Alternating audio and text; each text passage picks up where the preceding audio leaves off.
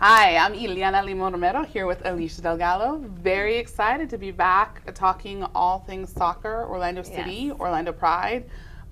Really exciting time. We're happy to have you back, Alicia. We sent Happy you to be back. far away to cover this team, On a and we're journey. looking forward to this insight. We'll recap the week real quick and then take your questions. As always, we ask people to send them in on Twitter to @OSLions, and we're excited about some of the questions that have already rolled in.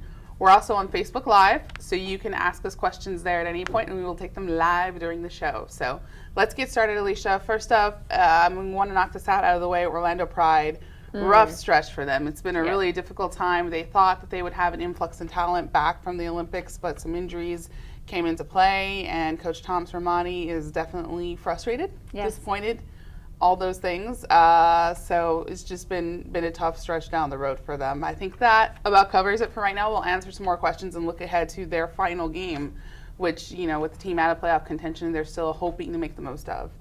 On to the bigger ones. Yeah. Orlando City. Talk to us about your road trip and what you saw from this team during the past week. So, long road trip up to Montreal and then out to LA. So the Montreal leg of the trip was phenomenal for Orlando City and the fans that are watching. One of the biggest wins of the season against Montreal. Orlando City really looked dynamic. Their attack came together and their defense held. Everything just kind of fell into place like they had been hoping for. But then they hit the road and they went to Los Angeles. Long trip, but they did get Kevin Molino and Kyle Larin back, so people were excited. You would have expected the attack to be supplemented even more by the return of two of their best attacking players who were missing in the Montreal match because of international duty. But Jason Kreis said that they might have been a little bit tired, a little bit fatigued from international play when they came back. He didn't think they were playing at their peak. It didn't really look like they were playing at their peak, although Kyle Larin did say it wasn't fatigue for him. And you know, they lose. Luckily, Breck scored in the final minute to make the scoreline not as horrendous as 4-1. So 4-2, one of the worst losses of the season, but still keeping a positive attitude going forward. I spoke with everyone, you know, throughout the week in LA after the game, and saw some of them, saw Jason out at dinner the night after the match. We happened to select the same restaurant and not in too terrible spirits, just focused on moving forward. All right, so there was a couple things that you've written about that were pretty interesting. One, calls that went against them seemed like a bit of a hindrance. And then, of course, they ran into an LA team that's just kind of on fire. Giovanni Dos Santos is playing amazing soccer right now. And happened to come to a Landon Donovan return match. The crowd was primed. What was it like out there? The crowd was going nuts for Landon, obviously. Even before he stepped up to the line, just when he moved, like to get up to take his warm-ups off, the crowd started going insane. So that was pretty special to be there for that, to see Landon come back. I know he's not coming back as the Landon Donovan, but it was still a cool event and a cool atmosphere for the match. And then, of course, that's part of the reason why Orlando City isn't too down in the dumps about their performance. Well, there are things that they need to work on, and there was a stretch, the second half of the first half. The second half, the last 15 minutes of the first half, they kind of slacked a little bit. Things fell apart. That's where all the goals happened, and they lost their momentum. But two of those goals were on what we now know are bad calls. One offsides, and one was clearly at the time, I don't know why this wasn't seen, but clearly at the time, a foul outside the box, called inside the box for penalty kicks. So just things did not go their way in LA. Those are the kinds of calls you don't always get on the road against Galaxy, though. That's the thing that Jason Kreis said, and it's definitely true. Watching the TV broadcast, had the benefit of hearing them talk a little bit about Kaká. He was excited about seeing Landon Donovan come back and talked about trading jerseys with him afterwards. So it was just kind of a unique atmosphere. But that puts all the more pressure on this week and on the next few games. Let's go ahead and take some questions, dig into these Q&As. Questions that were sent to us to @OSLions, and during our stream you can also send us questions via Facebook Live. So go ahead and fire away. But first up, Kyle Mirdo. Beards. All right. Where's Ramos and Redding on coming back to the final, back into the XI? So we've got two players who are out. Thoughts? Ramos, I've spoken more about to Jason, and he's fully fit. He didn't go to Montreal because of a documentation problem, but there was nothing preventing him from going to LA and meeting up with the team, as Kyle and Kevin did, and he didn't. So, Jason didn't really seem to think that he is the true front runner when he's back healthy. He's happy with Kevin Alston, I guess, and he said that Rafa needs to show him in training sessions that he's ready to take his opportunity when it comes and run with it and be the guy back in the starting lineup. And Jason hasn't seen that from him yet, so we will see. But he is fully healthy and fit for selection. It's just coach's decision. And Redding was the other one we were asked about. Yeah, Redding too. I think Kreis mentioned earlier a couple weeks ago that he thought too much pressure was put on these young players to start and carry a team, and he thought Tommy had looked a little tired. So it's the same type of thing. He really needs to prove himself in training. All right, we already have a couple of Facebook Live questions, so I'm going to roll to some of those. Misael Rosa asked about Ramos. Will he be back on Saturday? It's up to Ramos, I guess. He is fully healthy and available for selection. So we'll just see how training played out and whether he works his way into the lineup. Second question from John Cubano: will the stadium be expanded? That doesn't seem to be in the plans. No, I actually spoke directly with Flavio about this during, when he visited and toured the stadium, and he said he would love for maybe sometime in the future for there to be a possibility open for discussion for that to happen, but as of now, they're really happy with the size of the stadium. They wanted to keep it small. Tickets are going to be, prime. Hot. Yeah, hot, expensive probably on the resale side of things, but they're excited for full house sellouts every game, and they're happy with the location, and they knew that they needed to have a smaller, that size venue for the location right downtown. So as of right now, there's no plans at all to expand the stadium. Whether that changes years down the road is to be seen. But they don't have a huge footprint to work with either. If they expanded, it would have to be vertically. Right. And that's worked in other MLS cities where it just becomes a hot ticket. That's definitely the formula in Kansas City and elsewhere. When the team is strong, it's harder to get the tickets. When the team has some hiccups, then something becomes available in the resale market. But they're trying to make the most. It's a huge investment considering all the things they're doing. You have to take a step back and look at the Pride, at the Developmental Academy, at OCB, about building a whole new training facility, building a new stadium. There's only so much you can do. And the Pride crowd will look much better in this new stadium than it does in Camping World. Absolutely. It's going to echo a lot more. It's going to be a great atmosphere for them as well. All right, one other Facebook Live question, Misael Rosa, another formation question. We often get formation questions because people get a little challenged by this. Is there a reason why Kreis doesn't play the 4-4-2? So that seems to be a misnomer at times, but go ahead and share your thoughts on the formation that he is going with. The 4-2-3-1, I think with the players that he has right now, it works best in that formation, because when you go with the 4-4-2, you're going to be dropping. Yes, you're going to have another forward, but you're dropping some of the attacking players a little bit too. And you have Kaká and you have Kevin Molino and you have a Carlos Rivas type player or a Breck Shea that likes to play really high up and push forward. I think he's thinking an MPG, Matias Perez Garcia. Those players, I think, work best right now in the formation that he's using. And he also wanted to keep the team pretty comfortable. He wanted to make slight changes and tweaks this season, but he didn't want to blow up the whole system and rattle the entire team. He wanted to stick with what they were going with, finish out the season, and then make changes from there. All right, thanks for those Facebook Live questions. You can keep them coming. We'll keep going through some of the ones that were already submitted to @OSLions on Twitter. So next question we have up is from Steve Ellis @Vanian170. How did Kaká get put on the MLS Team of the Week? I mean, if you were just looking at the last game, you might think that. Although I think he still, he performed admirably. He was solid. He didn't, it was by no means his fault that the team wasn't performing. But in the prior two games, he scored 2 goals in each game. So, 4 goals in the past week and a half, I think bodes well for him. Such a big name. It draws attention to himself. He's been on a hot streak. He's been playing well. So I don't think it's a huge surprise that he was selected for Team of the Week. No, I think he played an instrumental role in the Montreal win. So I think it was acknowledgement of that, acknowledge of what a big road win that was. Yeah. So I think that's how that happened. All right. Next question via Twitter. Steve Ellis, another one from @Vanian170. Alston looks shot at right back. Alston. Yeah, Alston. Yeah. Sorry about that. Hey, Trey Hellwig down there corrected him. Alston. Thank you, Trey Hellwig. I read it too late. Ramos for the weekend. So, yeah, we've heard before at times that Alston has been dead. Exhausted. He definitely has been playing a ton. It's a huge turnaround from where he was at the beginning of the season. Thoughts on whether he'll stay in there? I think that Ramos is challenging him again.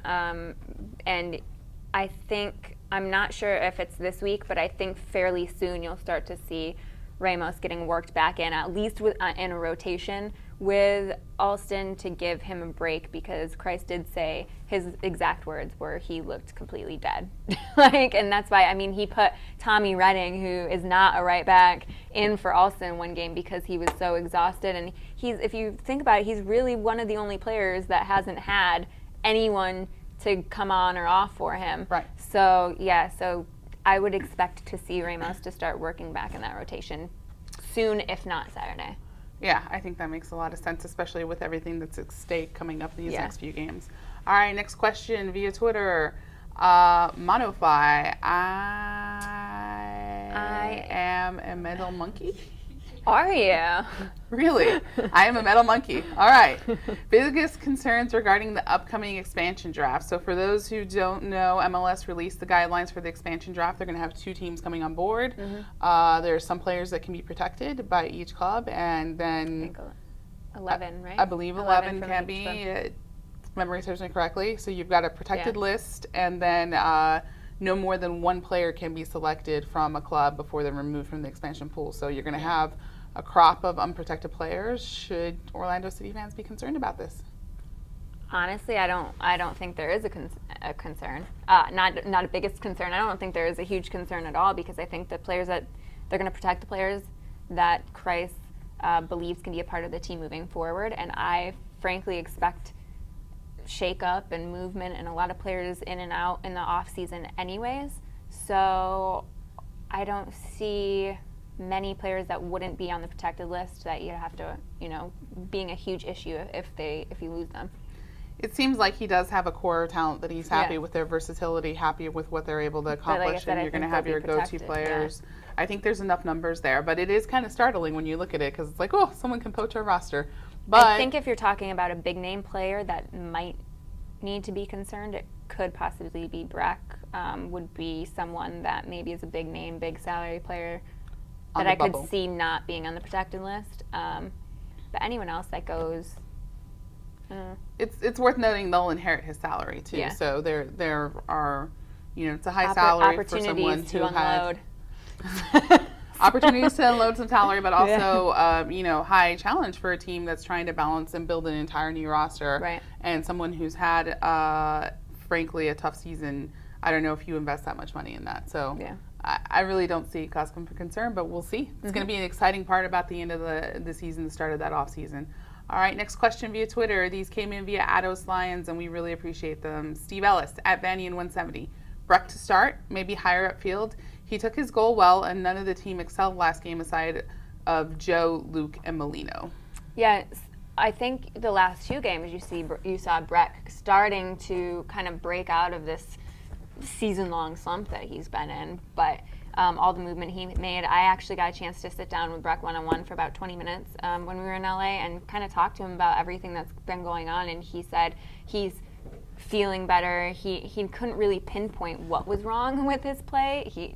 Things haven't been coming together for him, but he's been working on little things. I know he's been staying after to work on finishing a lot in training sessions, and I think personally it's shown in the past 2 games. The limited time that he was on the field, he really did make a difference. He scored goals, and that bodes well for him. Jason Kreis is happy about it, he said today. So I don't know about the start yet. I'm not sure about the start yet, because he has a lot of competition at those positions with MPG, Kaká, Molino, Carlos Ruiz playing really well. So I don't know about the start just yet, but he's definitely moving in the right direction. I definitely think if he can hold down a super sub role and Yeah. continue to come off and show sparks like that, that might be the best thing for him. It takes Yeah. some pressure off, lets him come on in a really strong way. Gain his confidence back. I think that's a really big thing. I think so too. So I'm not so sure on the start, but we'll see. It is encouraging for him, though. He really needed the breakthrough. Oh, one thing that just popped in my head while we were talking about this. Fun fact. I know we put the story out there, and most of you who watched this already knew that Carlos Rivas had a baby anyways, and that was the goal celebration with the pacifier. But I found out what Kaká's fishing celebration was. Oh, did it have to do with Breck? No.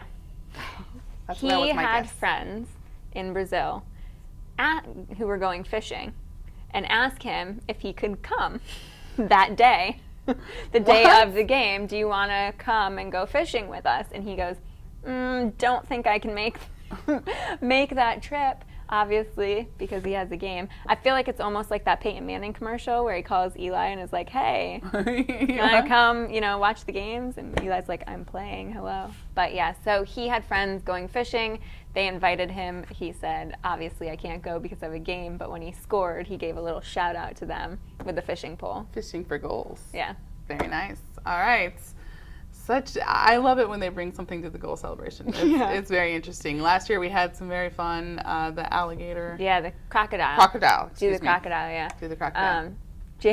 Jason actually, first time I've seen him really laugh during a media interview when we were like, what did you think of those celebrations? He just was like, between him and Kaká's fishing pole, he's like, I don't know what was going on out there. And he actually laughed out loud, which is big. It's a very serious focus coach. That is pretty big. Yeah.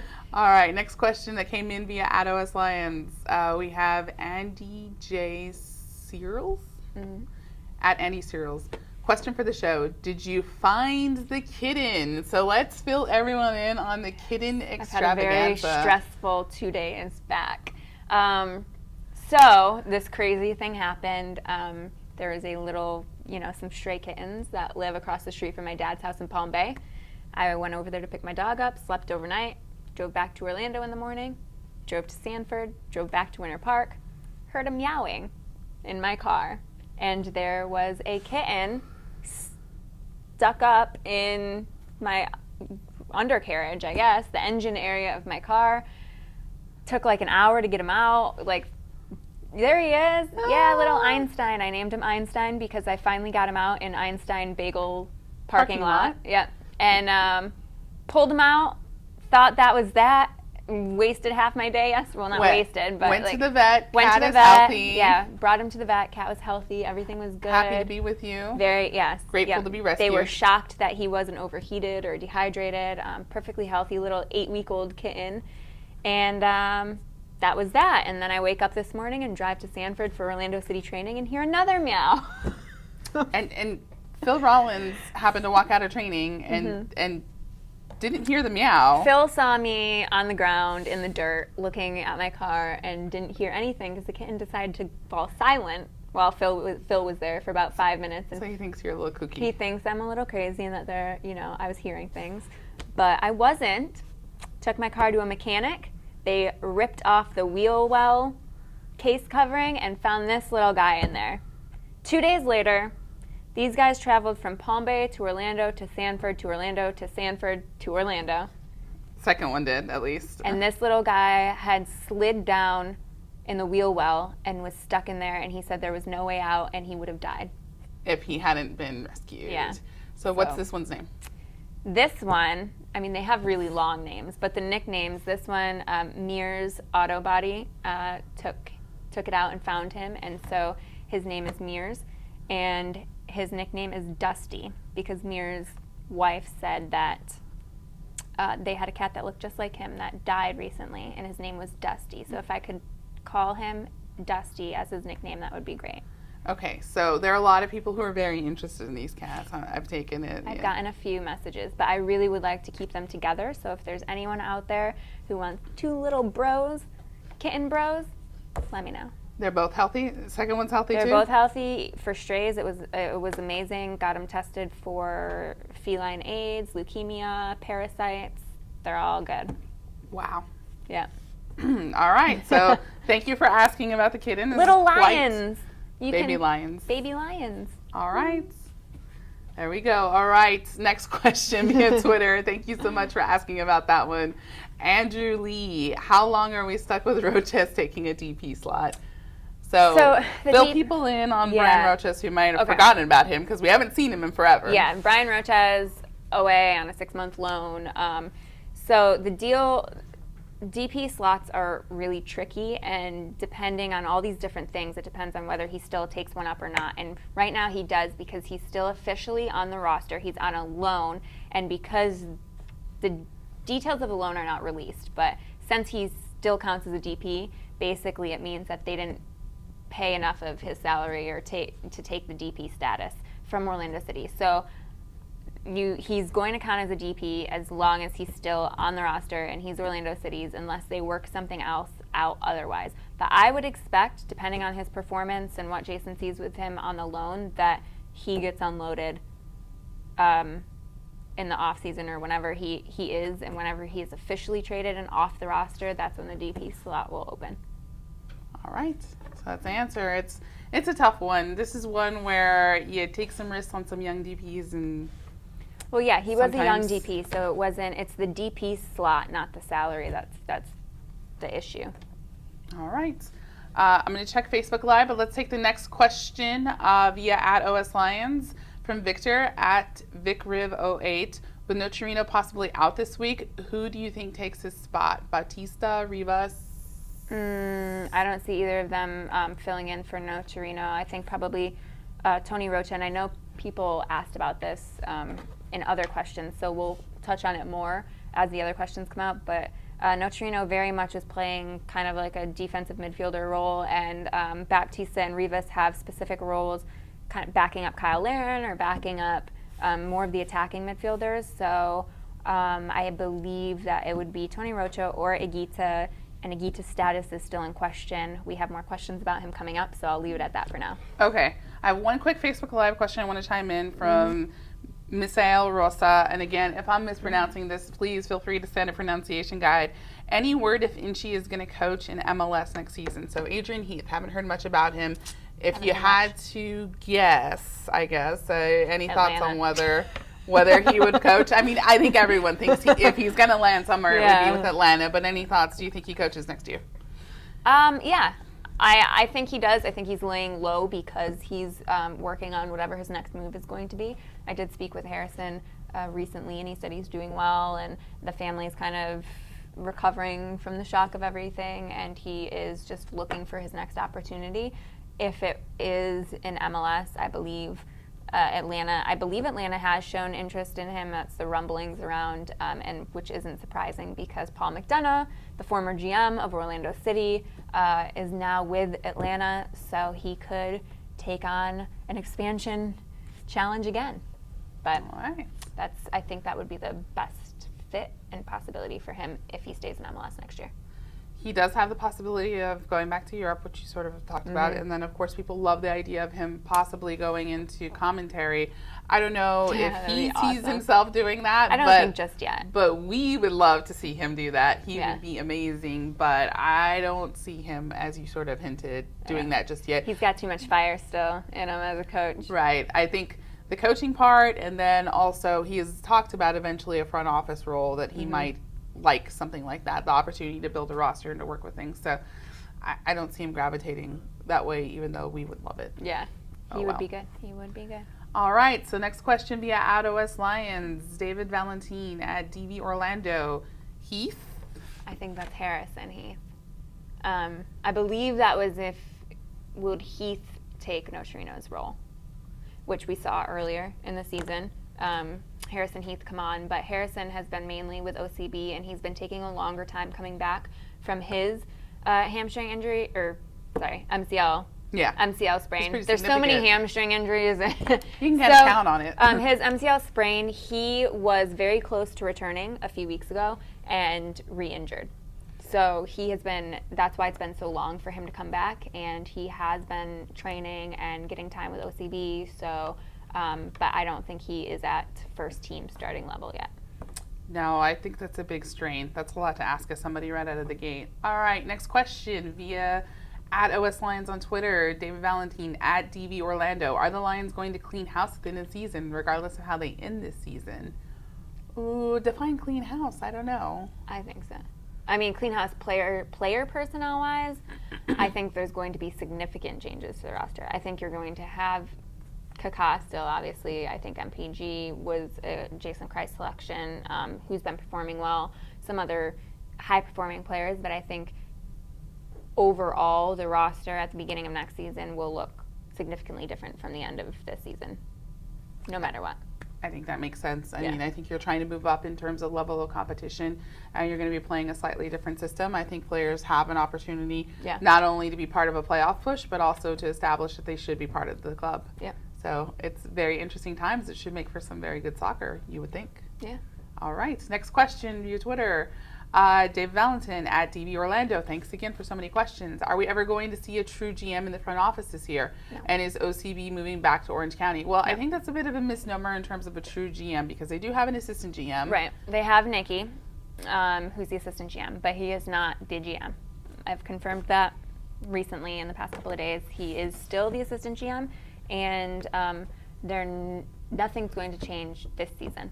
But next season, I think there could be a true GM next season. Whether it's Nikki, whether it's someone else, I don't know, but I think that they would need to do something and make someone a GM. And that, I don't know what they're going to do yet. It'll be interesting how quickly they do that because if we're talking about a lot of roster moves, you talk about the first you make your selections and it's fine end of season to cut from your roster, not renew contracts or move people away. And that's not too difficult. That's not too cumbersome. But if you look at selection process through the draft, if you look at other mechanisms to add to your roster, that's somewhere where it would definitely help to have someone's full-time focus on it. Yeah. Well, I think that's part of the reason why they haven't been too hurried in actually naming and finding a true GM because Nikki, one of his strong suits was player transactions and finding talent and signing it and things like that. So he's been really involved in that aspect of things. So. All right, it'll be interesting to see. Thanks for the question. All right, next one via Twitter. Are we wrapped up there? All right, so I'm going to check Facebook Live one more time, see if there's anything else on here. And I'm not seeing any. We really appreciate all the questions that we got on there. This was very helpful this week. So thanks for watching us via Facebook Live and chiming in. You can feel free to do that during each show. And no other questions via @OS Lions. So we're going to look ahead a little bit real quick to this week.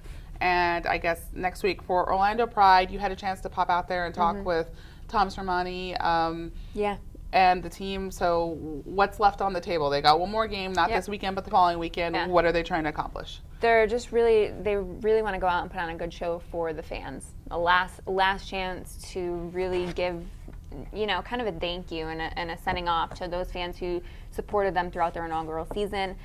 They insisted that they are motivated, even though this game doesn't mean anything as far as playoffs or postseason or standings and things like that. They're motivated to show the community that they're a winning team and they will be in the future. And then Tom also said it's really important to win the last game of the season to go into next season on a high note. And so that's what they're looking to do.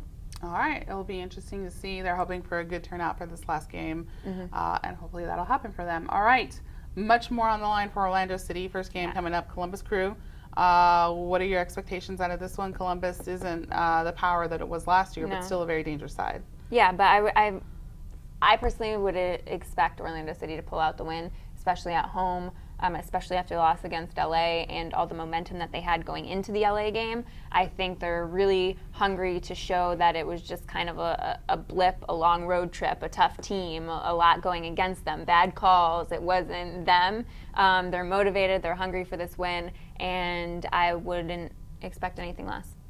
All right, so we'll see if they pull through and deliver as expected. I think the team, as you mentioned, very focused and fired up, eager to keep continuing that push. And then not far off on the horizon, we've got DC, we've got some other things that are really going to determine the future for this team. Keep following Alicia DelGallo at OS Lions and at OS Alicia D for all the latest updates during the road trips. You can also keep track with her on all the comings and goings of the team. Yep.